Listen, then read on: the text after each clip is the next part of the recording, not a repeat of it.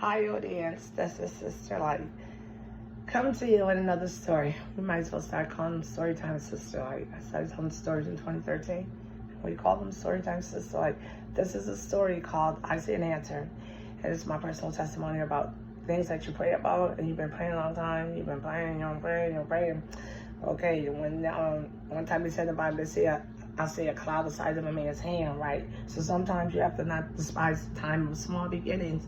Sometimes you see a little answer, but if you're praying for something that's really a desire of your heart and it's the will of God, keep praying. I want y'all to know you'll see an answer. Tell you a quick testimony. Okay, like 37 years ago, I was on cocaine because everybody around me was doing it. Either was a relative or somebody I was associating with. So you was either a dealer or a user. So everybody was on cocaine. So I got pregnant. So obviously I had to stop. So I stopped. Everybody knew I stopped. So I couldn't do it, right? So I'm still going around these people. But when I had my son, when I left the hospital, like the second day he was born and I was home, I started getting my Bible, going to my prayer closet, bringing tissue because I was doing up demons. So I was bringing tissue with me and my Bible, my notebook, and I was going there and praying, talking to God. And so I know what the guy told you about. It was kind of pressure from my prayer closet, but I'm going to tell you for a reason. I was like, okay, God, so you know I like this cocaine, and you know sometimes I don't pay my car note and I don't pay things on time. Because me and I said, God, did you see what they fed them children? I said, God, they gave them children oodles. God, did you see they got them children work bills?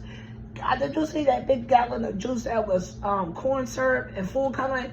And they gave it, and they sitting there with a 40-ounce chain smoking cigarettes with their children and watching TV. They're not talking to the child. The house is smoky. It's beer. They're giving them garbage. Oh my God, what an ugly scene. I've seen that too many times around people that was out around. This is how they was treating the kids, feeding them garbage, right? So it scared the hell out of me. So when I started going to prayer, I was like, I don't let me be like that. I was like, whatever you do, I said, don't do dare let me get these kids a ravioli in their life.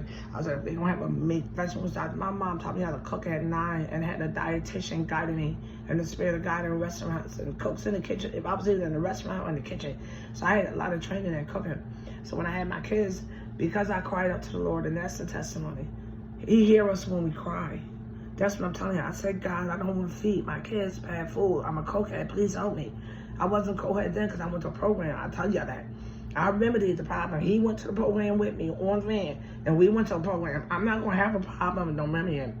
I knew I was doing cocaine before I was pregnant. I'm not going to be a mother and give him a cocaine head. So trust me, I took measures to stop it. So the testimony is this. It's 37 years later. My children post about their food. They either eating out or they posting something that look like they came from a restaurant. So it's that answer to that cry. When I went in that prayer class, 6 o'clock in the morning, 37 years old, said, God, don't let me feed my kids ravioli.